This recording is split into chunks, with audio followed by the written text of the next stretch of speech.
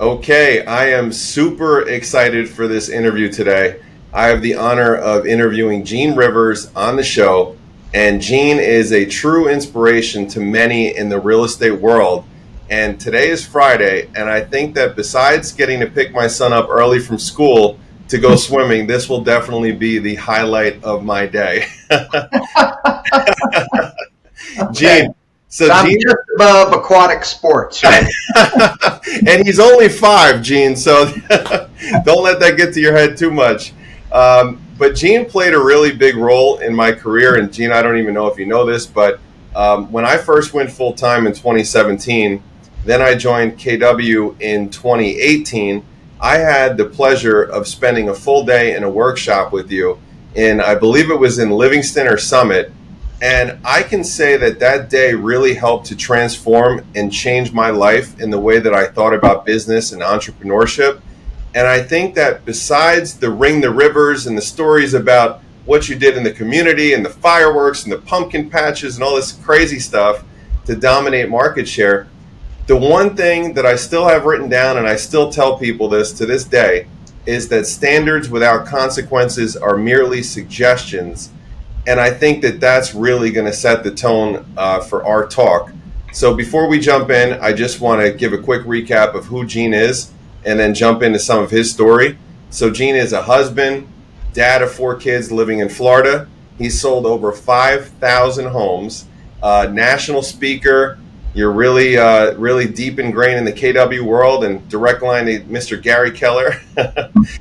Own multiple businesses, multiple Keller Williams brokerages, title companies, investment operations. And I think that the most impressive is you're living a life by design. And many people talk about a life by design, but many people never achieve that. And I know that you're very passionate about the amount of time that you spend at the beach house, at the snow house. So Gene, welcome to the show, and thank you so much for being here, man. Absolutely. And let's be clear about the beach house and the ski house in the Okay. mountains in Okay. Canada. We don't have those necessarily for us, meaning my wife and I. If you want to see your kids, and I have four kids, if you want to see them regularly for the rest of your life, get a beach house and get a ski house, and they will show up regularly. That's a great hack. That's it.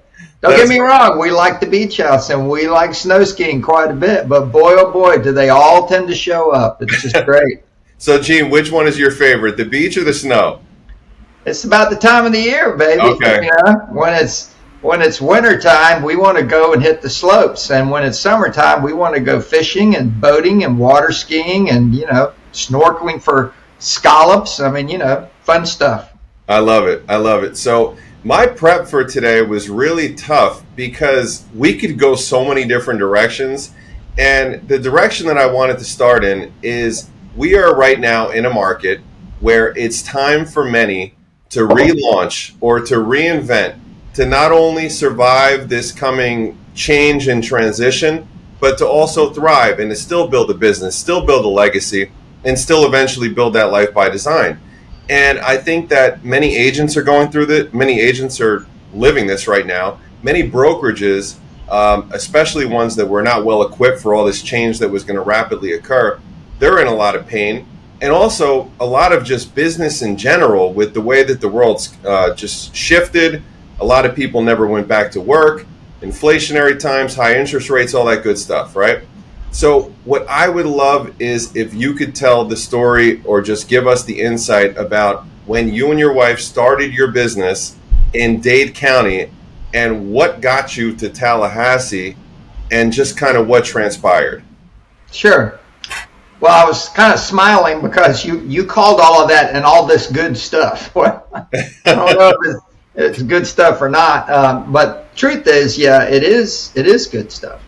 And I'm saying that for a simple reason. When times get tough, that's when you have the best chance to take market share. And if you're a serious business person, you understand that people that aren't solid in their business thinking, strategic positioning, if they don't have good finances, if times get tough, they're all going to be susceptible. And some are just going to flat out go under. Some are going to struggle, meaning they don't have money. or time to combat an aggressive competitor. And we're talking about business. None of this is personal, but when it gets tough is when the opportunities arise. Now, this can be personal. And what you talked about was our background.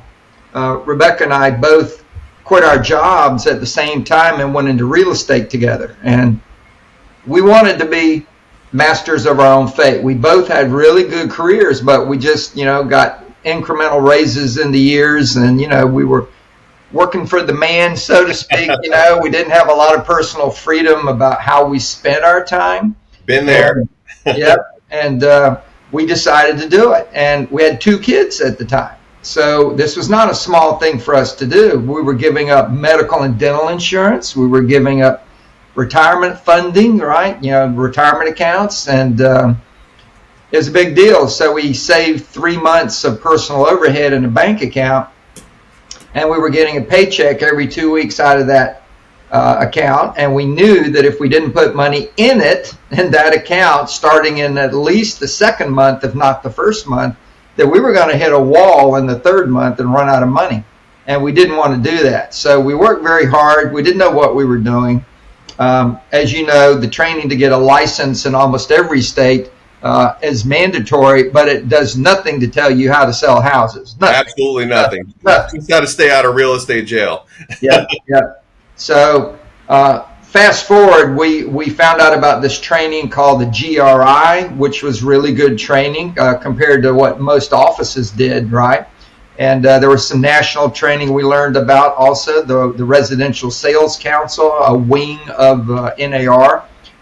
We met some incredible people getting that training, people that are in KW, that populate KW, like Dick Dillingham and Mike Brody. There are so many people in KW that were in the RS Council, and we're also in a group called Star Power, which we met those people, and we became stars in Star Power ultimately. But I digress. So the point was we were doing really well. In our first year, we'd hired our first assistant. We were business minded, and we knew we shouldn't be doing admin work. We should be doing more sales. So we hired an admin, and the second year we did better. The third year we did better. We bought a new 3-level home down by the water in South Dade County. We had 2 new cars. We bought a little place in Mexico, a timeshare. Oh, wow. Yeah, well, it's not a big deal. We just bought a timeshare, but it was an easy flight from Miami, right? And so life was really good. And then in 1992, Hurricane Andrew hit, and it hit South Dade County. The history books say it destroyed Homestead, which it did, but Homestead is inland. And we live literally between Homestead and the Atlantic Ocean on the ocean.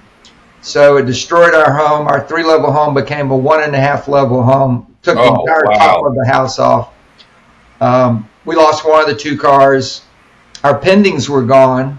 Our listings were gone. Our brokerage was in a 20,000-foot complex. All that was left of that business complex was a concrete pad and nothing else. Oh, my God. There was not a tree standing. You couldn't see any trees anywhere. I stood up on what was left of, we had a stairway going up to the 3rd floor of our house, and it just stopped in midair. So I walked up that and just kind of looked around the next day after the hurricane was finally past. And I couldn't see a single tree standing anywhere. None. So we relocated up to Tallahassee, Florida, and restarted our career. Now, we were doing well by our 4th year, and we really believed we understood the fundamentals, not because we were smart, but because we took a lot of training, and I just mentioned it. And when we relocated to Tallahassee, it wasn't literally to move there at first. We had nowhere to go, and my parents allowed us to come and move into their garage, which was not my life plan at all. Gene, how many years full-time at that point from when you left corporate? 4. Wow. Oh. Yep, 4. Wow. Year. So you move into the garage then? Yeah, we moved in the garage, and life was really horrible. I mean, it really was. I just couldn't believe what had happened to us. And what happened was simple. We learned how to make money, but we were spending money as fast as we made money because we believed we can keep making more money, and we did until we didn't, right? So we weren't prepared fiscally at all. And my wife and I knew that we needed to do something. So my parents said, come regroup. When you're ready to do and move where you want to move, whatever, do it. So that was a blessing to us. And we did some research on as far away as Colorado, and we looked at several places in Florida. And ultimately, one day we looked at the market that we were in Tallahassee, Florida, the state capital. A lot of people don't know that. They think it's Orlando or Tampa or somewhere, Miami, but no, it's not. It's way up north. But we started looking around at that market, and we realized, well, this is a small market, but it's a solid market. And more importantly, it was a broker-centric market. There were no agents who were heavily branded. None. It was all brokerage stuff, very top-heavy, traditional, top-down broker market. And we knew that there were soft underbellies, and we looked for high-turnover neighborhoods. We spent about a month in research. A solid month, and we knew exactly what we were going to do. When we decided finally to stay there, we were ready. And our day started at 5 in the morning. We got up and went to the busiest gym in the quarter of the town that we wanted to really focus on. Higher prices, great turnover rates, a lot of good infrastructure there. And by the end of our first year, our goal was to be in the top 10, which was a ridiculous thing to, maybe think we could do it. There were about 1,100 agents in the board when we joined, but we finished number 9. That is incredible. Yeah. And after 2 years, we became number 1 in the market. And, today our brokerage is number 1 in the market, has substantial market share over number 2. So not just us, but through us, our company is the most dominant player in the marketplace. So it's a lot of work, but the point of all of this is that, number 1, training, coaching, and consulting work. It works. That whole time, we not only got trained, we were in coaching, right? I hired consultants, my wife and I, and all of that works. And the fundamentals, and this is in the shift book. There's a quote from Gary: whoever gave you permission to leave the fundamentals? Who gave you permission to do that? Oh, right? I'm using that one this coming week. Oh yeah, it's a great quote. And everybody that gets successful, they tend to get fancy, and they get radio shows and they get billboards. And then when things come crashing down, that junk don't work. And they go, oh, what do I do? What do I do? Well, you get back to the fundamentals. What's the matter with you, boy? Who says you can leave them? So, Gene, was your primary strategy all relationship-based, growing the Mets? I know you said about the diner and the gym. Was that the strategy to come in and just choke out market share, and how you guys approached it? Well, no, we knew we wanted to, be successful fast, but, we just moved there. So it takes time to build a solid database of Mets, because the one key issue that creates Mets who not only will use you, but who will also refer you, is relationship. Mm-hmm. And there's only one way you can build relationships, and that's over time. You don't snap your fingers and you have a good relationship. I'm going to refer you to everybody. No, they don't. It's after they get to know you. And the best way for them to get to know you is to spend approximately 3 months with you doing a transaction, and then becoming someone who comes to your client parties and your charity fundraisers, and you see them at the schools and blah, blah, blah, blah, blah. All right. See them in the Rotary Club. So that kind of thing, we knew we were going to grow our relationships, but we also knew we had to go after motivated non-Mets, motivated strangers, FSBOs, expireds, geographic farms, where we knew there was a 6 to 7% turnover rate. So we knew out of every 100 homes, there's 6 or 7 people moving. They're motivated. We simply have one challenge: find them, and you find them through mail, call, see. You mail them every month. You call them regularly, and you door knock them constantly. If you do that, you'll find them. For all the listeners right now, they're going to have to go back and they're going to have to put this on half speed, because there's a lot of people that really need to hear this, especially about the motivated. Because what I'm finding, Gene, is that so many in not only our brokerage world, but just my colleagues in general, a lot of them are still stuck on what was and hoping for change.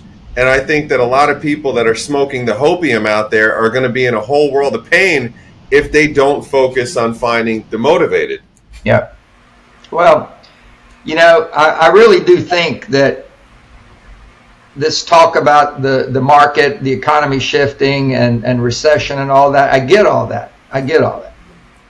But I really don't think that's the right way to look at it. I think the right way to look at it is, are you running a business, and do you have the fundamentals in place? And do you understand that if things change, and people who really understand, well, things are always going to change. They're going to change for the better. They're going to change for the worse. They just keep changing. That's business. That is literally, look at the lifetime of business in the United States since the Great Depression. Since the beginning of this country, and it goes up and it goes down and it goes up and goes down. Why do you think it's going to be any different? It's going to go up and down. So if you build a proper business, it's based on fundamentals, which literally mean if times are good, you'll do great, and if times are bad, you'll still be fine, because the fundamentals always work.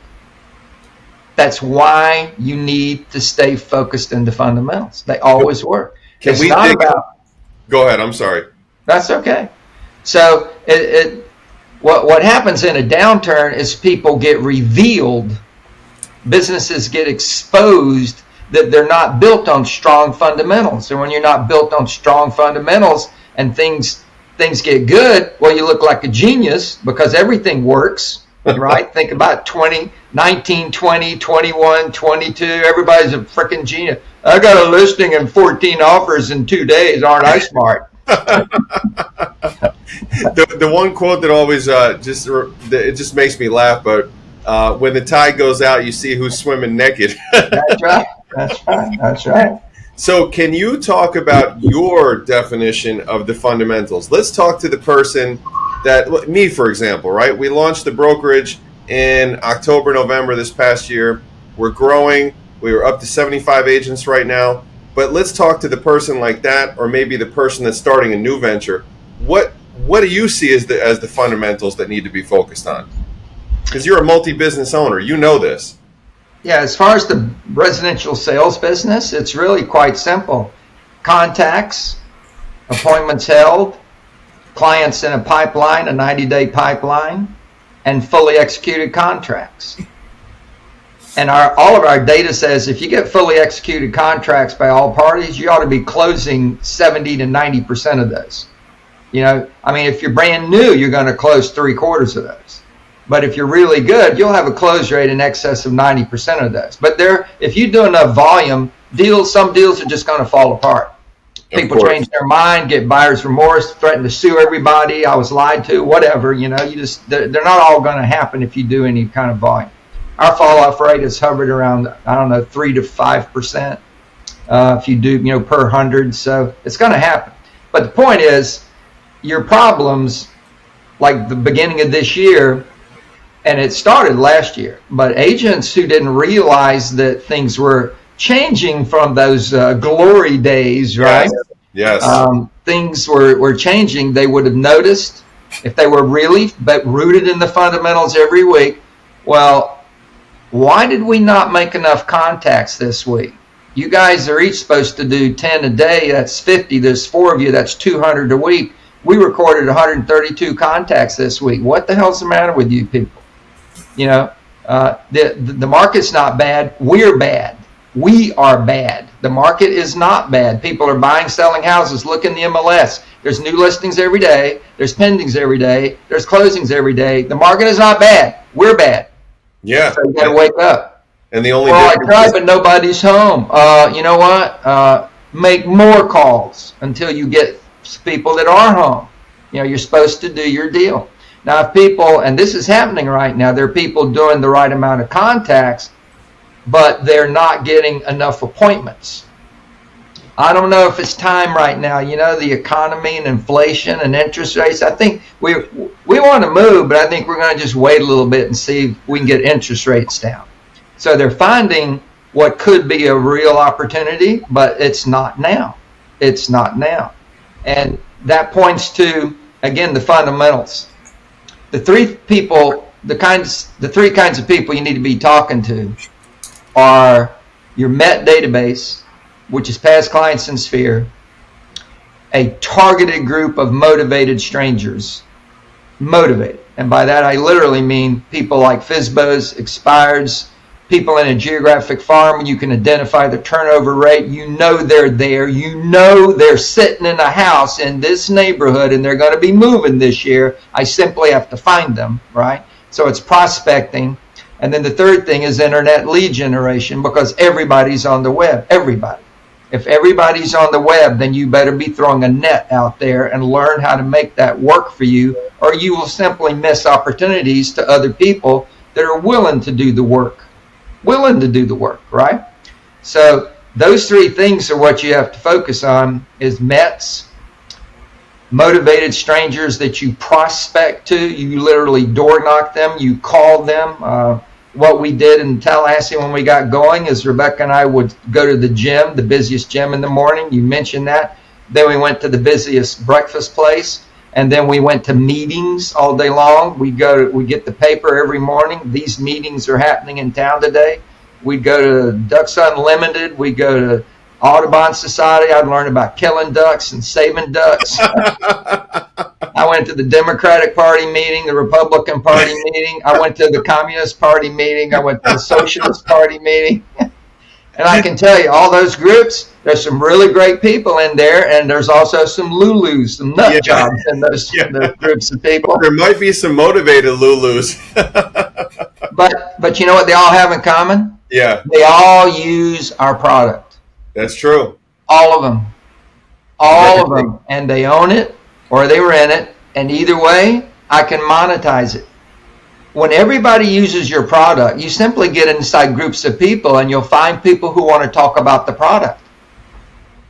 You follow that? Yeah, you can't lose at that point. You can't. They're all there. You go to the grocery store. There's 50 to 80 people at any given moment in the grocery store. There's people moving right now in the grocery store. They're all around you. Wake up. Wake up. They're there. So, Gene, let's talk to the larger, because I had a real big concern, and I was very vocal about this in a lot of consulting appointments and just conversations in general in the beginning of COVID, then in 21, and even the beginning of 22, about the large teams or the brokerages that were so reliant on, the company that I won't mention their name, but one of the biggest lead aggregators out there, and that's how the team was built, right? And then all of a sudden, all this change happened, and they all got caught with their pants down. What do you do, or how would you be holding your people accountable if you got lazy and you took your eye off the ball? How do you get the people back on track? Like, I know you've talked a lot about accountability and your methods, I think, are pretty intense, and probably only 2 to 5% of leaders are that hardcore. Can you give me? No, I don't think that's true. Okay. If you get in business with the right people, if you look at our strategies about getting into business with people, and I've been training every course KW's had since KW had courses on training, on hiring people. Yeah. I've taught them all. They all have a primary fundamental goal, which is you want to get into business with people that have their own mission that they're on. So you're on this mission and they're on this mission. And the reason they're attracted to you is because talented people want an opportunity to achieve their mission. They're not trying to get a steady paycheck. They're trying to get slotted into something that will take them to their promised land. So if I've got the person who sees if they want to make $120,000 a year and they've never made more than $50,000 or $60,000 a year, you can become an agent on the team. You sell 3 houses a month. I can get you there. I can train you how to do it. But if you simply do 3 houses a month, 36 for the year, average price generates about 10 grand a pop. That's 360,000. You're going to get 40% of that. That's $120,000 to $150,000 a year. All you got to do is you got to understand the math of how that works. In order to close 3 deals a month, you've got to be talking to people every single week, and it's not daily, because some days you're going to be out with a buyer all day long. But every week you better make the right number of conversations.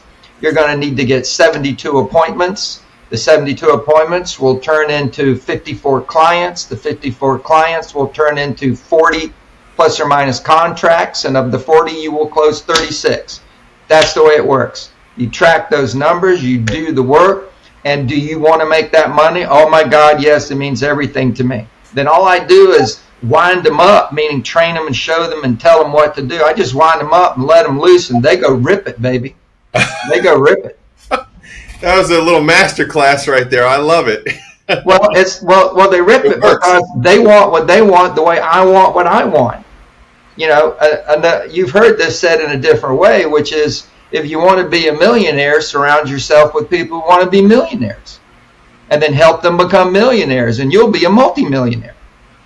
I mean, literally, that's it. And I've found a lot of large teams that have a bunch of people who don't give a rat's ass about a life worth living.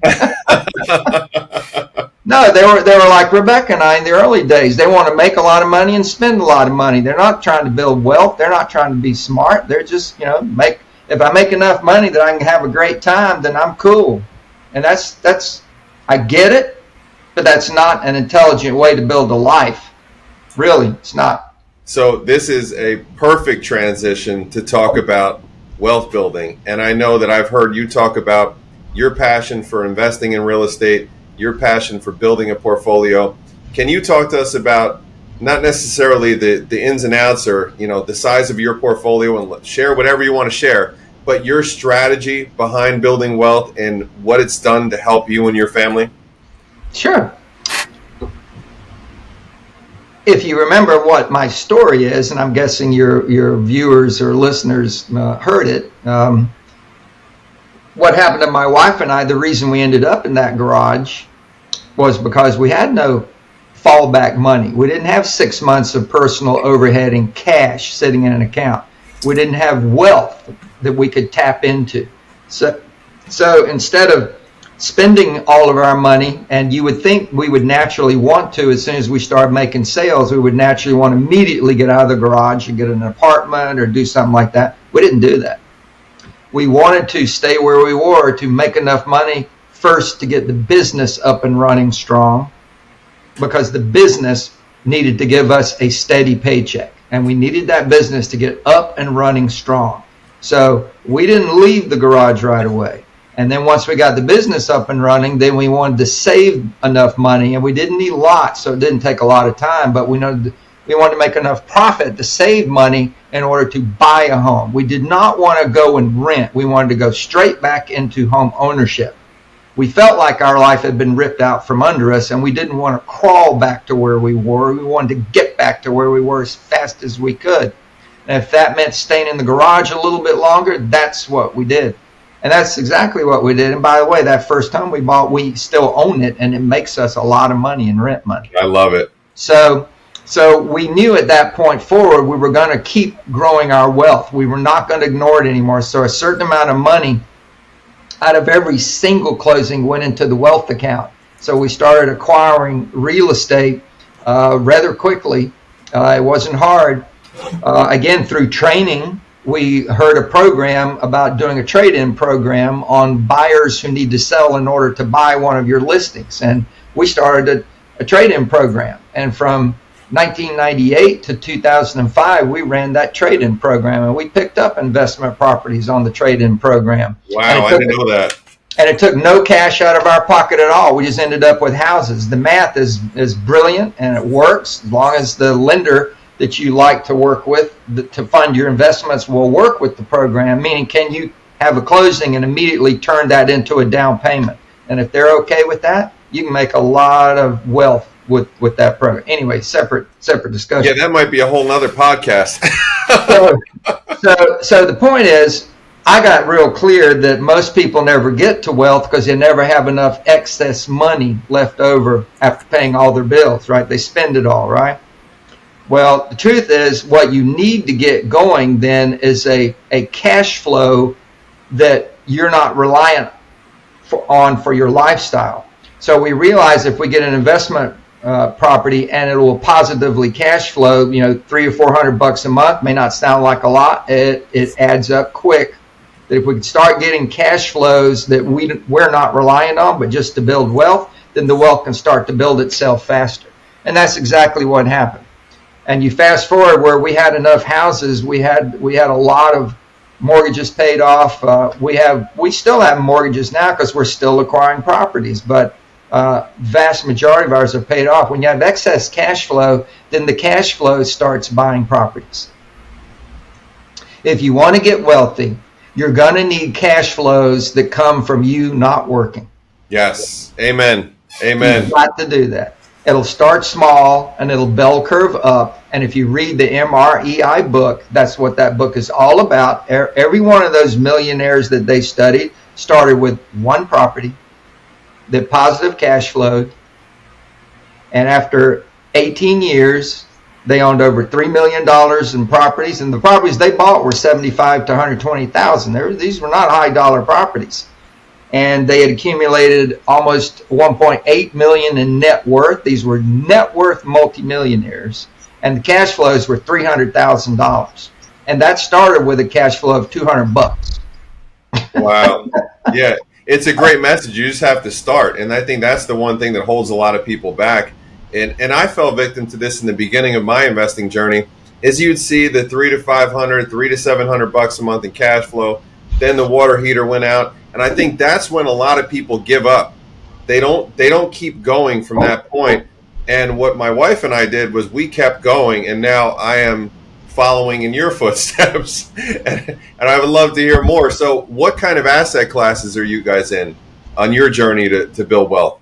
Well, I think you should understand that just like the stock market, right? If you want to grow your wealth in stocks, by the way, you can build wealth in stocks. The problem is $3 million of stocks is going to cost you $3 million. Mm-hmm. In fact, there's a laundry list of assets, and all of them are going to be dollar for dollar. So there's nothing that you can invest in that is actually leverageable except real estate. So that, to me, that's just the slam dunk. That's the place to go, baby.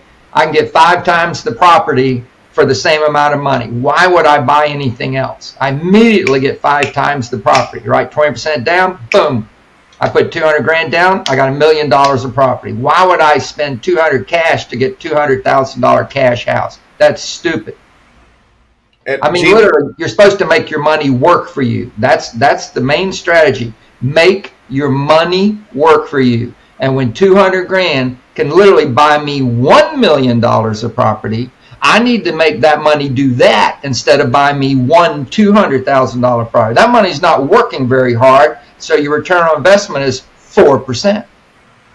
But when I buy the $1 million property, I get the appreciation at 4%. Now I've got $40,000, not $8,000. I got $40,000 of value growth. That's called making your money work for you, right?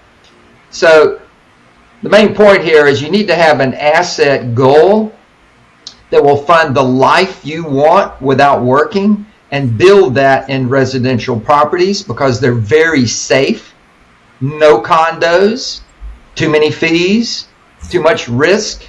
So you want to get the safest real estate investment there is, and it's a single family home or townhome in a high quality, and I'm talking about from rental aspects, from a high quality neighborhood. And those are usually going to be in the second tier of pricing, meaning they're not going to be in the bottom. They're going to be somewhere in my market. They're going to be somewhere between $200,000 and $300,000, maybe $400,000. That's the place to go.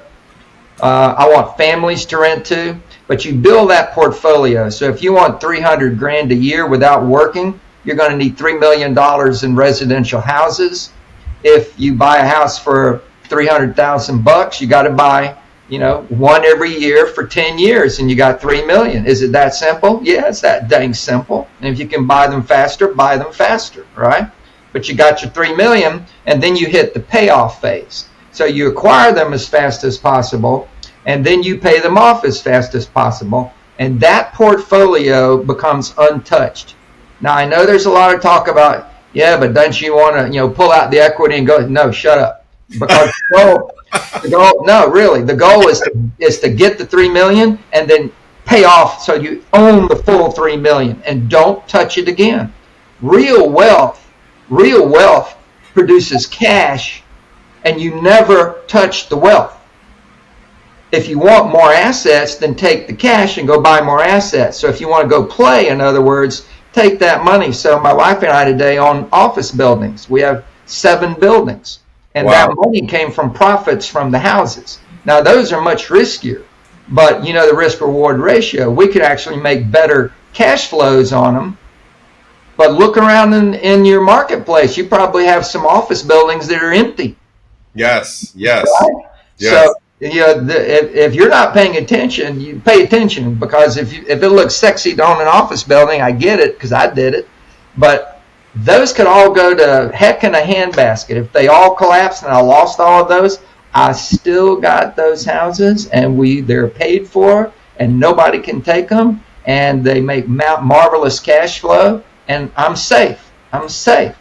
So it's the same thing is true in the stock market. If you do it right, you're going to end up with probably a mutual fund that lowers your risk, lowers your return slightly, but it lowers your risk. And when you get that working well, you might take some of that cash flow and go buy a more risky stock, like a tech company stock, a startup company, and you might end up making a lot of money. You might losing the whole thing.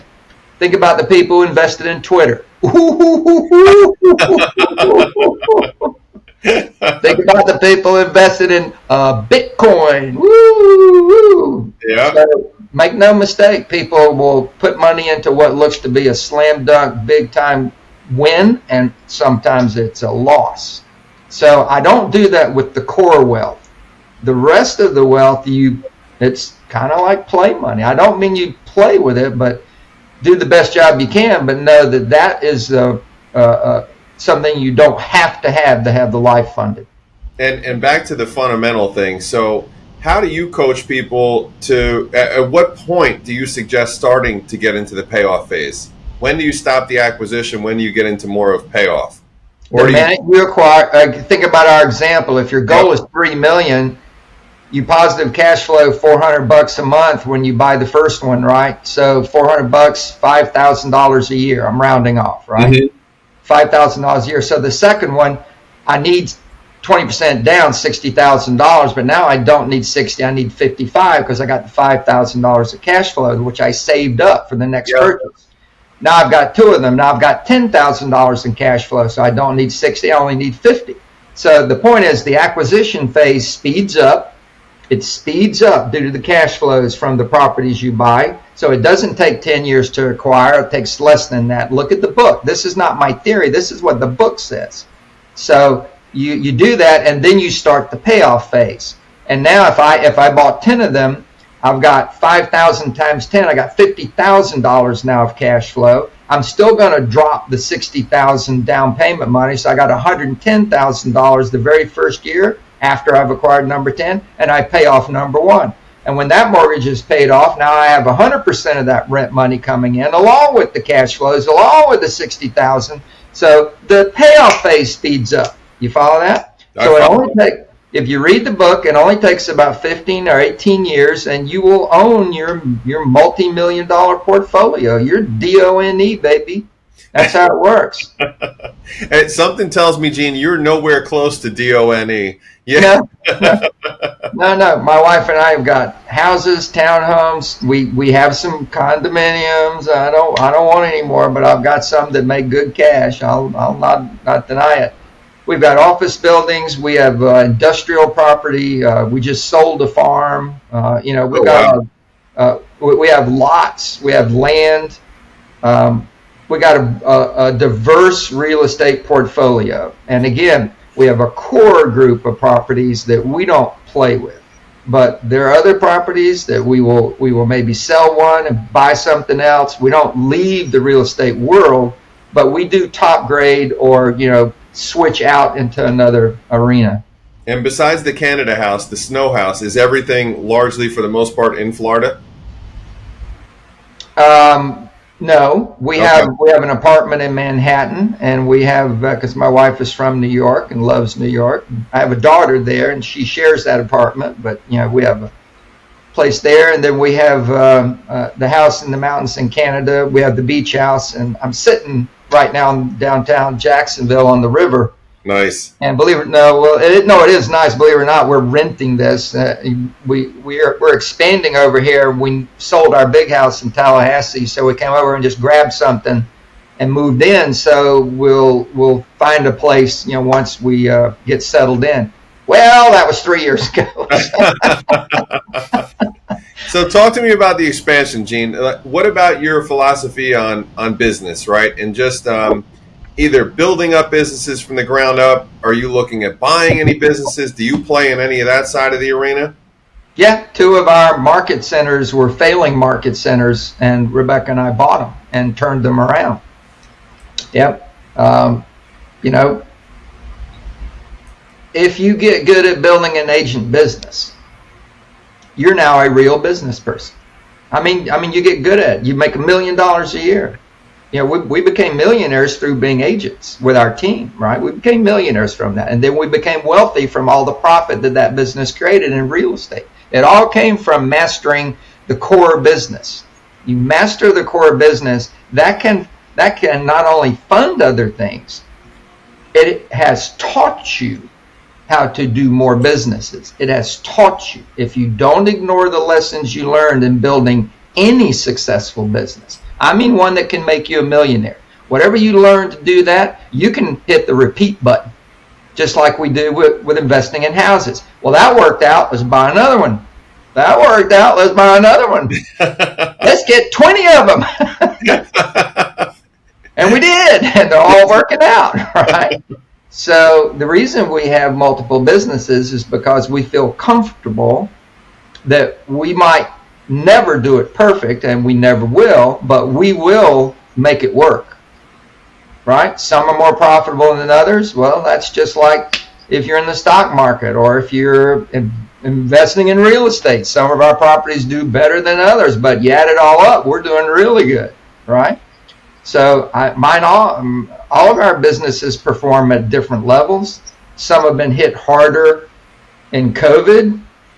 We lost a lot of people in COVID, both in the brokerage side and in the title company side, and our investing stuff ground to a halt. You know, this is tough. You just keep going. When I say it's tough, I'm still a millionaire. Yeah. You know? It's like, shut up, quit whining. You know? All right, so look, as we start to round the corner and start to get ready to wrap up, because I want to be respectful of your time, but you're very easy to talk to, so I could talk to you all day, but I know you have stuff to do. Yeah, you figured that out, did you? Yeah, exactly. So let's just talk about your definition of a life by design and how you and your wife really view that and how you take that seriously. Well, I don't take it seriously. No, I mean, it's about fun. The life by design ultimately is one that gives you joy. And I wasn't making a joke what I said earlier about the kids and the ski house and the beach house. I mean, my oldest son called me up about 2 weeks ago and he said, "Hey, Dad, when are you and Mom going up to the ski house?" Uh-huh. And I know what that means. Okay. And by the way, this is my oldest son. He and his wife. He's got a grandson. I have a grandson with him. They're working on another baby. These are very important people in my world. These are the most important people in my world. My children are the most important people in my world, right? So, you know, he's called saying, "Hey, I just want to make sure we get to spend time with you and Mom." That's awesome. That's the way I hear it. Yeah. I want to make sure we get to spend time with you and Mom. And, you know, we're working on another baby, and this is an exciting time for us, and we want to share it with y'all. Well, that's it. That's a dad goal right here, Gene. That's a dad goal. That's it. You want those to make it easy for them, you know? I mean, I want them to have great time. I want them to enjoy going to the beach. My oldest son, again, the same guy, he and his wife went down to the beach house 4th of July. It wasn't for the 4th. They stayed for, I think, 9 days hanging out, saying it was just beautiful. We enjoyed it so much. They had friends over, you know, so now their life is better. Their life is easier, you know. And this is really ultimately what the wealth is about. There's this term, generational wealth. And generational wealth is what I think is the ultimate goal. And in our company's thinking about success, it's a pyramid. And it starts with think, and then gets to earn $1 million, and then net $1 million, and then receive $1 million, meaning from your business and your investments. And then ultimately it is give $1 million. And that give $1 million is about generational wealth. It's not about you give your kids a check. You give them the reins to a trust account that is managed professionally and will continue to give money to the family forever, as long as they don't try to break the trust, right? If they try to sell off the assets and they can't do it, I'm not allowing them to do it, right? As long as they keep those assets, that will be generational wealth. And what Rebecca and I want is something very simple. We want the rest of our progeny, my kids' kids, their kids' kids, kids. No kid in our family will ever have to pay for college. This is just, I cannot wait for my wife and I to go back and listen to this together, because we've had these conversations before about what does the future look like. And we're also very concerned just about being the right kind of parents, and, making sure that you don't raise entitled children and, handing out the Mercedes or the BMW, and they're so that is fantastic advice. Yeah. So, all right, I've got two final, and then we're wrapping up. Just two final questions. So talk to me about Gene Rivers' daily habits and routines. So you have a lot of people, I'm sure, that need Gene to respond or want Gene to respond. How do you start your day to just prime your body and your mind to deal with all of the external factors that may be pulling at you? Yeah, you were one of those people. Hey, we didn't start too early, though. We started. Look at this guy's email. Oh, God Almighty! And I did see you don't do a lot of these, so I am truly honored. Yeah. Well, what you said was very nice, and that got my attention. Appreciate it. I try to follow, and I did it this morning. I did it yesterday. I try to follow a quantum leap morning, and I think that's the most important thing. If you want to know anything about my day, I think that's the most important thing. Get up early.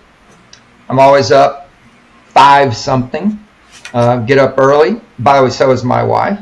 A lot of times she beats me. Sometimes I beat her. But we have internal clocks that, 5 to 6 o'clock, we're up and going, But I get up early, exercise, meditate and pray, feed my body, hug, kiss, and laugh.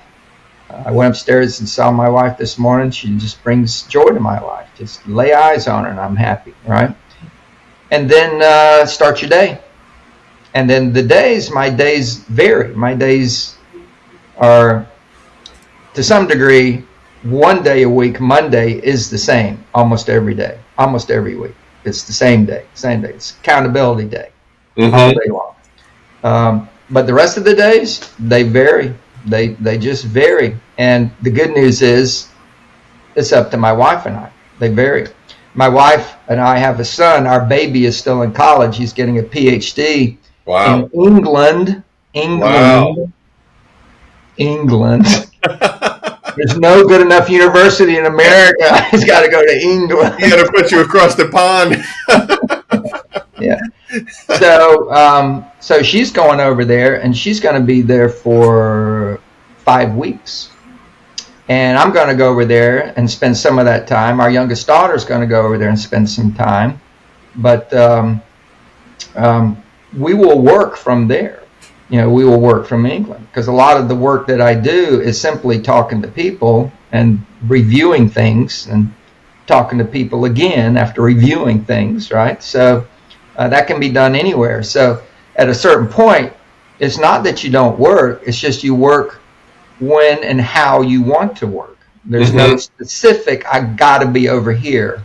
And that does happen, but it's not the run of the mill. I don't have to be anywhere in particular to do what I need to do. But I do need to spend time with people. So when we come back and before we go, we spend a lot of time with people, and then it'll be Zoom time. So I think the main issue is get up, get your body running, get it running. And I mean running. Your energy is up, up, up. You're ready to chew some nails, right? And then get grounded in a quiet time. Doesn't have to be long, 10 or 15 minutes. For me, it's about 15 minutes. And then I'm coming out of that, I'm pretty clear what I need to do today. It's pretty clear. And not much is going to change that. Incredible. And then you deal with the stuff. If you're talking about the stuff, I mean, I get so many emails, and they're all filtered, and yet I still, out of the filtering, I still got a lot of stuff to go through. So there's a simple rule, and it's every day. You do it, you delegate it, you delay it, or you delete it. And those are the 4 D's to me. You send me an email again. No, I'm serious.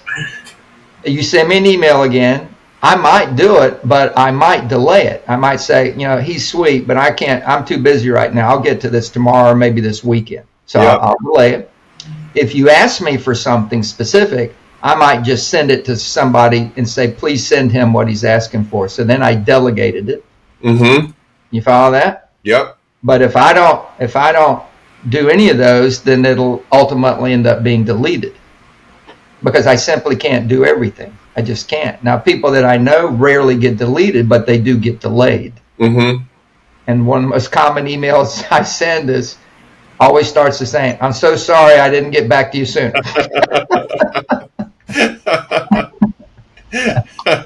And I can't respond to everybody in a timely manner. Yeah. And get 8 hours of sleep. I can't. Of course. And So enjoy you that. just have to understand that. Not everything matters equally. Read the One Thing book, and you better be focused on the one thing. The most important thing every day is find what you need to do. Do it. What do you need to do? And then if you have leverage, you're going to do delegating like crazy. Delegate, delegate, delegate, delay. The rest, it gets deleted. And you know what I found? If I end up deleting something that I shouldn't have deleted, they'll call back. Yeah. They'll email again. Right? That's Yeah, what it's important. They're going to circle back. They'll come back around. Because they'll understand that, sometimes in this world, other busy people get it. Sometimes you delete an email by accident, or you miss it. It didn't even show up for whatever reason, right? So that stuff happens. All right, last question. It's an easy one. I'm giving you a softball. Would you do all this all over again? And if so, is there anything that you would have done differently on your journey of building businesses or building the wealth? Well, of course, because when you look backward, you always see stuff you could have done better, smarter, quicker, right? So hindsight always, that's how we learn and do better in the future, is by what we fail on. So do I want to repeat it? Well, sure. I can't argue with where I am right now. I'm very blessed. My wife and I are extremely blessed. We have 4 incredible kids, grandkids doing the same thing. We hopefully have created a pattern, so I wouldn't change anything, but are there things I would do over differently? Absolutely, but that's where wisdom comes from. The thing is, don't carry the pain of your mistakes into the future. Don't carry that pain. Oh, that's good. Carry the lesson, but don't carry the pain. All right, let's put a bow on it right there, Gene. That was profound. I love it. All right, well, look, thank you so much for today. And for all the listeners, I know how they can get in touch with you. They can look at all the trainings, or show up at the conferences, or they can book you to speak. But is there anything else you want to say as we wrap? I know you might not be able to read this, but it says never settle, never give up. I love it. I love it. Well, thank you so much, Gene. Today was one of the highlights of my professional career, and I'm just honored to have you on here, man. So thank you so much. Okay, buddy. All right, you have a great day.